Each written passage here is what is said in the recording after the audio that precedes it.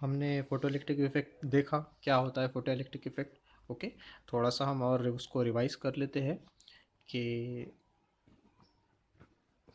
एक special type का material होता है।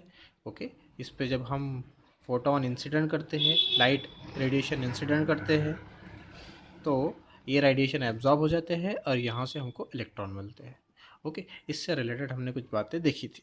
ठीक है, तो वो भी हम रिवाइज कर लेते हैं। पहली एक चीज़ कि ये फोटो इलेक्ट्रिक इफेक्ट जो हमको देखने को मिलता है वो एक पर्टिकुलर फ्रिक्वेंसी के लाइट के साथ ही हमको ये देखने को मिलता है कि हर लाइट जो है ये फोटो इलेक्ट्रिक इफेक्ट नहीं दिखाता है। जब उसकी फ्रिक्वेंसी एक पर्टिकुलर फ्रिक्वेंसी से ज़्यादा होती है, जिसे हम थ्रेशोल्ड फ्रिक्वेंसी कहते हैं, थ्रेशोल्ड फ्रिक्वेंसी कहते हैं, तो वही रेडिएशन से हमको यहाँ पर इलेक्ट्रॉन देखने को मिलते हैं। ओके, तो मतलब थ्रेशोल्ड फ्रीक्वेंसी, फ्रीक्वेंसी बहुत ज़्यादा इंपॉर्टेंट है जो कि रेडिएशन से रिलेटेड है। ओके, पहला एक पॉइंट। दूसरे पॉइंट हमने ये देखा था कि इंटेंसिटी का क्या फ़र्क पड़ता है। इंटेंसिटी, जैसी जैसी हम इंटेंसिटी बढ़ाते हैं वैसा वैसा करंट बढ़ता है। कब? लेकिन जब जो हमारी फ्रीक्वेंसी है वो थ्रेशोल्ड फ्रीक्वेंसी से ज़्यादा होना चाहिए। ओके, तो ये एक चीज़ हमने देखा, उसका हमने प्लॉट देखा। ओके, ये दो दो चीज़ें बहुत इंपॉर्टेंट इसके लिए।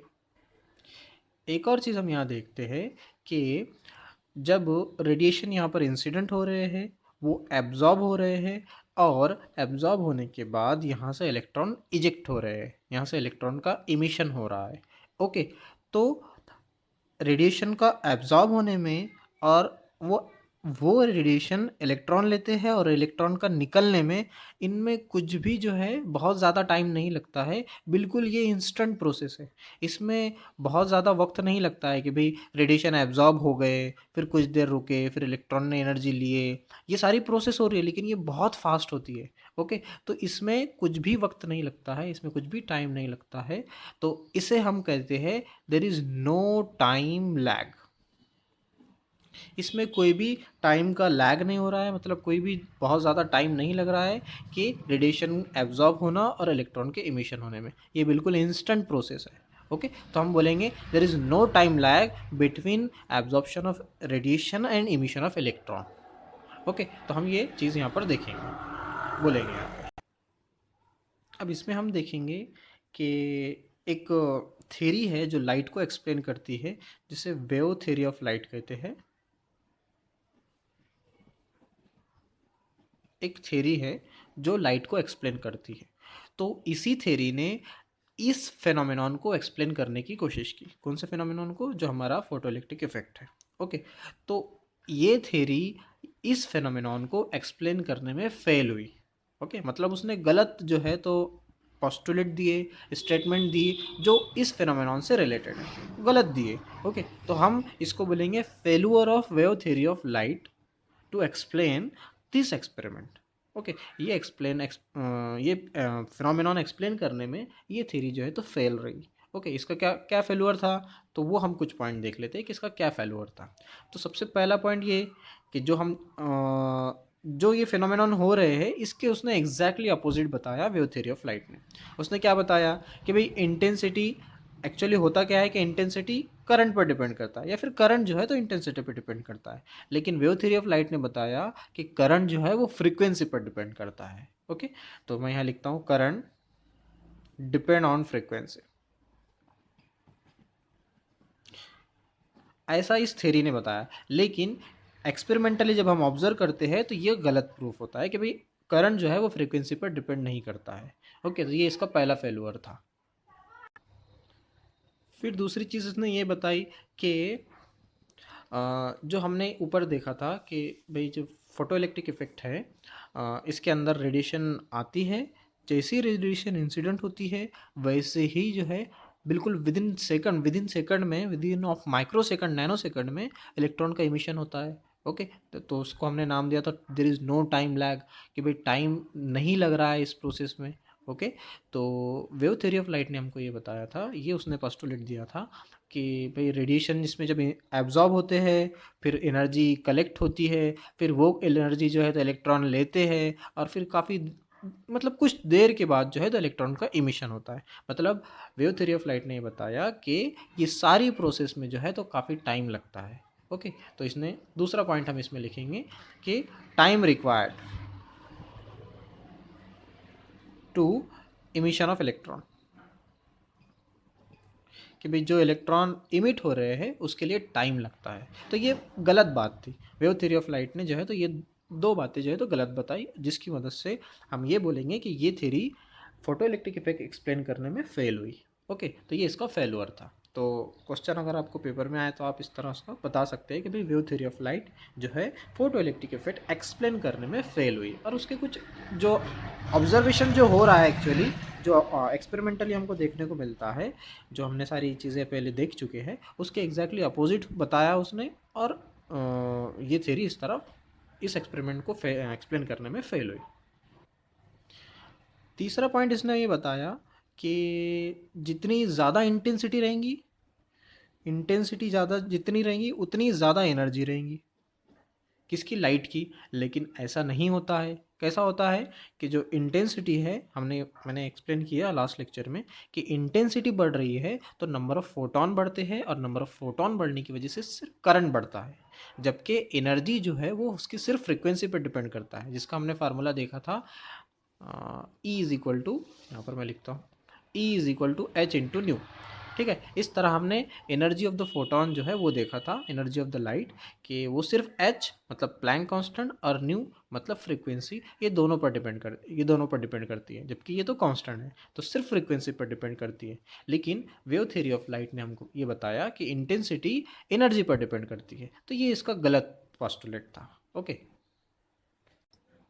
इस तरह जो है 2 से 3 पॉइंट उसके failure of wave theory of light के रहेंगे। ओके, अब जो है हम ने पहले भी थोड़ा डिस्कस किए, अभी और देख लेते हैं नया पॉइंट कि Einstein photoelectric equation. Einstein photoelectric equation,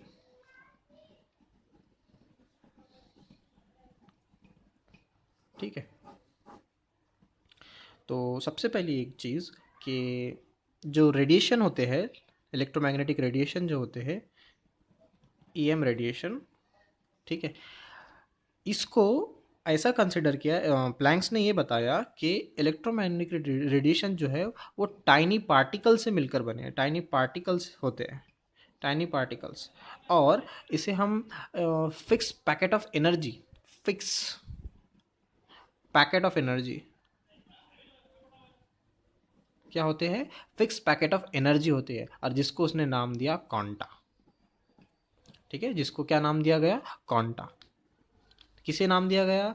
कि जो इलेक्ट्रोमैग्नेटिक रेडिएशन है वो स्मॉल स्मॉल टाइनी टाइनी छोटे छोटे जो है तो पार्टिकल्स है, जिनकी एनर्जी फिक्स होती है, और उसको नाम दिया गया क्वांटा। ओके, और इसी क्वांटा को जब आइंस्टाइन जब आया, इसी क्वांटा को उसने नाम दिया फोटॉन। ठीक है, तो हमारा ये आइडिया क्लियर होना चाहिए कि फोटॉन क्या है, क्वांटा क्या है। ठीक है, तो फोटॉन क्या है? क्वांटा ही है। ठीक है, और क्वांटा क्या है? Fix packet of energy. इसे डिस्क्रीट पैकेट ऑफ एनर्जी भी कहते हैं। फिक्स मतलब जो टूटा हुआ टुकड़े होते हैं। ओके, फिक्स होता है, कंटिन्यू नहीं, जैसे ठीक है। तो क्वांटा और फोटॉन दोनों एक ही चीज़ है, लेकिन क्वांटा का जो नाम दिया गया है वो प्लैंक्स ने दिया। किसने दिया? प्लैंक्स ने। जबकि फोटॉन जो है वो आइंस्टाइन ने नाम दिया, उसी क्वांटा को उसने फोटॉन बोला था। ठीक है, उसके बाद फिर आइंस्टाइन ने हमको ये बताया कि किसी भी इलेक्ट्रोमैग्नेटिक रेडिएशन की जो एनर्जी होती है वो एच इंटू न्यू होती है, जो मैंने आपको पहले भी बता चुका हूँ, एक बार हम फिर से देख ले रहे हैं। ओके, तो एच यहाँ पर प्लैंक कांस्टेंट है, और न्यू जो है तो हमारी फ्रीक्वेंसी है। मतलब जो रेडिएशन की हम फ्रीक्वेंसी लिखेंगे वो यहाँ पर रखेंगे, उसको इससे मल्टीप्लाई करेंगे तो हमको एनर्जी मिल जाएगी। इस तरह जो है कोई भी इलेक्ट्रोमैग्नेटिक रेडिएशन की फ्रीक्वेंसी हम लिख सकते हैं, E is equal to h into nu. Okay, उसी तरह जैसा हमने बताया था कि न्यू जो होता है वो थ्रेशोल्ड फ्रीक्वेंसी होती है। थ्रेशोल्ड फ्रीक्वेंसी मतलब ऐसी मिनिमम फ्रीक्वेंसी जो ज़रूरी है किसके लिए? इलेक्ट्रॉन के इमिशन के लिए। मिनिमम फ्रीक्वेंसी इतनी, तो उसे हम थ्रेशोल्ड फ्रीक्वेंसी कहते हैं। और अगर थ्रेशोल्ड फ्रीक्वेंसी से ज़्यादा हो गई तो मतलब एनर्जी ज़्यादा हो गई उसकी, और फिर वो जो बची कुची एनर्जी जो रहेंगी उसे हम वो एनर्जी इलेक्ट्रॉन अपनी काइनेटिक एनर्जी में लगाता है। ओके, जैसा मैंने इससे पहले भी बताया था कि एनर्जी जो है, फोटोन की एनर्जी, वो दो हिस्से में यूज़ होती है। एनर्जी जो है वो दो हिस्सों में यूज़ होती है। एक जो अपन इलेक्ट्रॉन को अपना सरफेस छोड़ने के लिए लगती है, और बाकी की जो एनर्जी है इलेक्ट्रॉन अपनी काइनेटिक एनर्जी बढ़ाने के लिए इस्तेमाल करता है। ओके, तो जो एनर्जी थ्रेशोल्ड फ्रीक्वेंसी से बनती है उसे हम वर्क फंक्शन कहते हैं, और वर्क फंक्शन को फाई से डिनोट करते हैं। ओके, फाई या फिर फाई नॉट से डिनोट करते हैं, प्लस काइनेटिक एनर्जी। ठीक है, तो ई क्या है, energy of the photon is equal to work function, मतलब इतनी एनर्जी जितनी एनर्जी इलेक्ट्रॉन को अपना सरफेस छोड़ने के लिए लग रही है, फिर बाकी की एनर्जी वो अपनी काइनेटिक एनर्जी बढ़ा रहा है। ओके, तो इसी को अगर हम लिखूँ तो energy h into nu equal to phi naught plus half m v square. ठीक है, इस तरह काइनेटिक एनर्जी आएंगी इसकी। ठीक है, फाई को मैं एच इंटू न्यू लिख सकता हूँ, तो h into nu is equal to h into nu naught plus half m v square. Okay, तो काइनेटिक एनर्जी को मैं यहीं रखता हूँ, इसको इधर ला लेता हूँ, h nu minus h nu naught is equal to half m v square. Okay, h h common निकालो, nu minus nu naught is equal to half m v square. ठीक है, तो किसी भी इलेक्ट्रॉन की अगर हमको काइनेटिक एनर्जी निकालना है तो h in bracket nu energy of the photon minus nu naught threshold frequency is equal to half m v square. इस तरह जो है, तो इसे हम कहते हैं आइंस्टाइन फोटो इलेक्ट्रिक इक्वेशन, जो हमको ये बताता है कि इलेक्ट्रॉन जो इजेक्ट हो रहे हैं उनकी काइनेटिक एनर्जी कितनी रहेगी। अगर थ्रेशोल्ड फ्रीक्वेंसी फोटोन की फ्रीक्वेंसी इक्वल है थ्रेशोल्ड फ्रीक्वेंसी के, तो फिर काइनेटिक एनर्जी ज़ीरो हो जाएंगी कि भाई इलेक्ट्रॉन फोटोन के पास उतनी एनर्जी है जितनी सिर्फ सरफेस को छोड़ने के लिए लग रही, बाकी एनर्जी उसके पास बच ही नहीं रही है, इसलिए फिर उसकी काइनेटिक एनर्जी ज़ीरो हो जाएंगी इस तरह। ठीक है, तो इसे हम कहते हैं Einstein photo electric equation. Okay,